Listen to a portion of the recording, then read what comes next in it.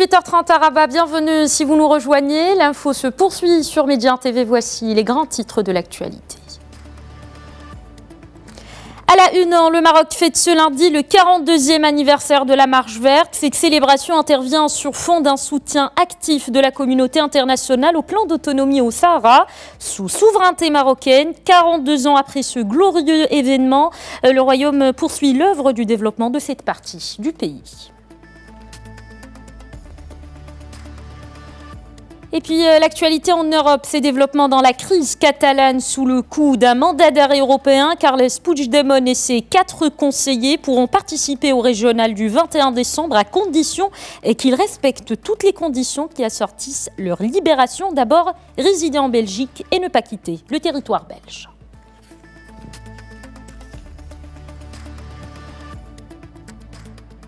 En ouverture de cette édition, cet événement historique pour les Marocains, le Royaume célèbre aujourd'hui le 42e anniversaire de la glorieuse Marche verte. Cette marche pacifique a permis au Maroc, qui a toujours fait preuve d'un attachement sans équivoque à sa souveraineté et à son intégrité territoriale, de reprendre les provinces du sud du Royaume des mains de l'occupant espagnol. À cette occasion, le roi Mohamed VI adressera ce soir un discours à la nation. Il sera diffusé sur les ondes de la radio et à la télévision à 20h30, heure marocaine. Et sachez qu'un jeune instructeur de parachutisme marocain et patriote, Anas Bqali, a posé le drapeau marocain plus haut que jamais au sommet de la chaîne de montagnes de l'Himalaya. Il n'avait pas d'autre motivation que la promotion des couleurs nationales à l'échelle internationale. C'est avec des moyens très limités et grâce au soutien d'une équipe dédiée de spécialistes. En Europe, maintenant, ces développements dans la crise catalane sous le coup d'un mandat d'arrêt européen. Le président déchu de l'exécutif catalan et ses 4 conseillers pourront concourir aux élections régionales du 21 décembre à condition qu'ils respectent toutes les conditions qui assortissent leur libération. D'abord, résider en Belgique et ne pas quitter le territoire belge. C'est ce qu'a déclaré aujourd'hui le parquet de Bruxelles. Les précisions dans ce sujet signé sur Abou Taha. Libération sous condition pour Carles Puigdemont et ses 4 anciens ministres exilés en Belgique depuis une semaine. C'est la décision qu'a pris le juge d'instruction belge au terme d'une longue journée d'audition. Dans l'attente de l'examen sur le fond des mandats d'arrêt émis par l'Espagne, ils ont désormais interdiction de quitter le territoire, doivent avoir une adresse fixe et devront se présenter personnellement à toute convocation de la justice et de la police. Il n'y a aucune restriction concernant le fait d'avoir des activités politiques ou parler aux médias. Par contre, ils ne peuvent pas quitter la Belgique, préciser où ils se trouvent et doivent se rendre à chaque fois que les autorités belges leur demandent de se présenter. C'est désormais la Chambre du Conseil qui devra se prononcer dans les 15 prochains jours sur l'exécution du mandat d'arrêt émis vendredi soir par la justice espagnole pour rébellion, sédition, détournement de fonds publics et désobéissance à l'autorité. Une première audition devant cette chambre a été fixée au vendredi 17 novembre à 14h, heure locale. La prochaine étape est d'entendre la Chambre du Conseil ici à Bruxelles. Le juge décidera s'ils devront ou non retourner en Espagne, si le mandat d'arrêt européen sera exécuté ou non. Suivant la décision du juge, un appel pourra être réclamé. Pour le moment, nous attendons. Carles Puigdemont et ses 4 anciens ministres se sont présentés d'eux-mêmes hier matin à la police judiciaire fédérale à Bruxelles et ont été privés de liberté à 9h17. Le juge d'instruction a entendu les intéressés dans la journée. Sur base de ces auditions, il a rendu ses ordonnances dans le cadre des 5 mandats d'arrêt européens émis par l'Espagne. Retour en Afrique, fin de suspense en République démocratique du Congo. L'élection présidentielle envisagée cette année pour désigner le successeur de Joseph Kabila se tiendra finalement le 23 décembre 2018. La date du scrutin a été annoncée hier par le président de la commission électorale. Le résultat de l'élection sera publié le 9 janvier 2019 et le président sera investi dans ses fonctions le 13 du même mois. Le mandat de Joseph Kabila devait s'achever le 19 décembre dernier. Son refus de quitter le pouvoir a provoqué des violences qui ont fait des dizaines de morts.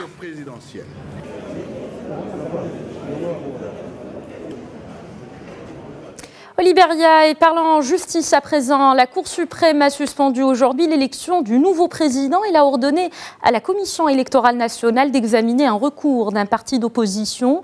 Les procédures judiciaires sont complexes et pourraient prendre plusieurs semaines, même si la Cour suprême a appelé la Commission à agir au plus vite. Les plus de 2 millions d'électeurs devront donc encore patienter pour désigner le successeur de la présidente Ellen Johnson Sirleaf. Mais la décision de la Cour suprême fait peser de nouvelles incertitudes sur la première transition démocratique depuis des décennies dans le pays.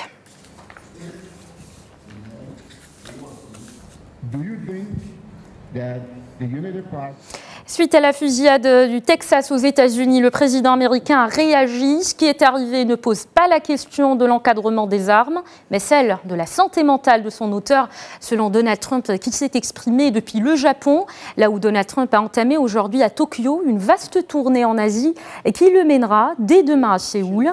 Il a mis en exergue la nécessité d'isoler plus encore le régime de Kim Jong-un. Lors d'une conférence de presse avec le Premier ministre japonais Shinzo Abe, Donald Trump a qualifié les essais nucléaires illégaux et les tirs de missiles balistiques de la Corée du Nord de menaces pour la paix internationale et la stabilité. De son côté, Shinzo Abe a annoncé le gel des avoirs d'une trentaine d'organisations et personnalités nord-coréennes.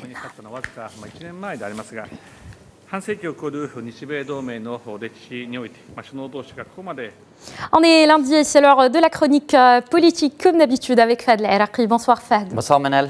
Alors bonne fête d'abord, bonne fête nationale. Alors le Royaume célèbre aujourd'hui le 42e anniversaire de la Marche verte, donc une épopée historique. Le roi Mohammed VI adressera dans un peu plus d'1h30, je pense, un discours à la nation. Ça sera question du développement des provinces du sud du Royaume et il va éventuellement parler de l'évolution du dossier du Sahara marocain sur le plan diplomatique. Selon vous, est-ce que justement il s'agit des principaux points qui seront évoqués ce soir par le souverain ? Exactement Manel. En fait, les discours du roi généralement à l'occasion de la commémoration de la Marche verte porte sur la question du Sahara et le dossier du Sahara. C'est normal, vous l'avez dit, la Marche verte, c'est cette épopée un peu unique dans son genre, dans l'histoire de la décolonisation, en fait, qui a permis au Maroc de recouvrir ses provinces du Sud. La Marche verte, c'est aussi le symbole d'un peuple marocain uni et rassemblé autour du trône et de la monarchie dans la reconquête justement de ce territoire. Mais le Sahara, c'est aussi malheureusement un des plus vieux conflits dans la planète qui jusque-là ne trouve pas une issue définitive au sein de l'Organisation des Nations Unies.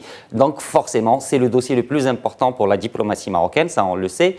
Une diplomatie qui est tout le temps vigilante et ferme quand il s'agit de défendre cette intégrité territoriale du royaume, surtout face malheureusement à des partis bien identifiés qui nous prennent pour cible.